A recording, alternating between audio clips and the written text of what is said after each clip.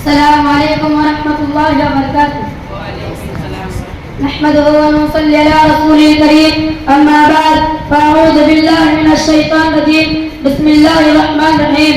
اقرأ باسم ربك الذي خلق خلق الإنسان من علق اقرأ وربك الأكرم الذي علم بالقلم علم الإنسان ما لم يعلم ويزكيهم ويعلمهم الكتاب والحكمة. وقال سعید رہبر بیگم بیگم خار ہمارے رہبر بیگم بیگم خار ہمارے استاد قاموں کے مہمان ہمارے صدر محترم اور حاضرین انجمان.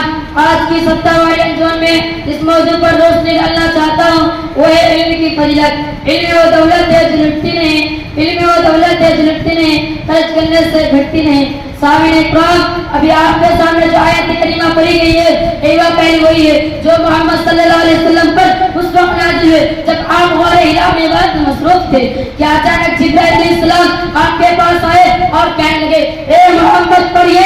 آپ صلی اللہ علیہ وسلم نے فرمایا میں تو پڑھا ہوا نہیں ہوں.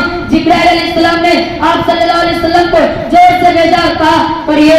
آپ صلی اللہ علیہ وسلم نے پھر وہی کہا میں تو پڑھا ہوا نہیں ہوں. اس طرح 3 مرتبہ جبرائیل علیہ السلام نے آپ صلی اللہ علیہ وسلم کو زور سے بھیجا, کہا اقرأ باسم ربک الذی خلق, پڑھے اپنے رب کے نام سے جس نے پیدا کیا. خلق الانسان من علق, جس نے انسان کو خون کے لڑکنے سے پیدا کیا. اقرأ وربک الاکرم, پڑھتے رہیے اور آپ کا رب بڑے کرم والا ہے. الذی علم بالقلم, جس نے قلم کے ذریعے علم سکھایا. علم الانسان ما لم یعلم, جس نے انسان کو وہ سکھایا جسے وہ نہیں جانتا تھا. ان آیت کریمہ میں علم حاصل کرنے کے لیے آپ صلی اللہ علیہ وسلم کو تاکید کے ساتھ حکم دیا گیا ہے اور ساتھ علم حاصل کرنے کا آداب بھی بتائے گئے اور قلم کی ضرورت اور اہمیت بھی بتا دی گئی جسے استعمال سے انسان علم میں کامیابی حاصل کرتا ہے. میرے اسلامی بھائیوں, علم حاصل کرنا کتنا میرے اسلامی بھائیوں علم حاصل کرنا انسان کے لیے کتنا ضروری ہے.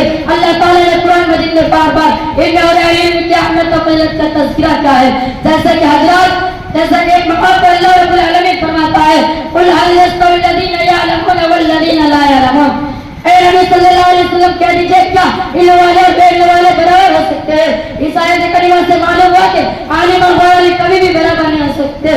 قرآن مجید کے علاوہ حدیث میں بھی علم کی اہمیت اور فضیلت کا تذکرہ بار بار ہوئے ہیں. جیسے کہ حضرات ابو درداء رضی اللہ عنہ کہتے ہیں کہ میرے نبی صلی اللہ علیہ وسلم کو فرماتا ہوئے سنا جو شخص ایسے راستے پر چلے جسے وہ دین کا علم تلاش کرے تو اللہ تعالیٰ اسے جنت کے راستے پر لگا دیتا ہے اور فرشتے تو علم کے لیے اس سے سمجھ کو خوش ہو کر اپنے پر بچھا دیتے ہیں. اور عالم کی فضیلت عابد پر ایسی ہی ہے جیسے چاند کو سارے ستاروں پر فضیلت حاصل ہے. مشکل کا راستہ آسان ہو گیا, مشکل کا راستہ آسان ہو گیا, دشمن بھی دیکھ کے حیران ہو گیا.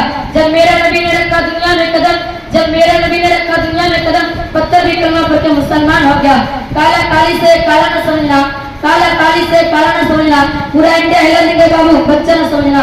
السلام علیکم ورحمۃ اللہ وبرکاتہ.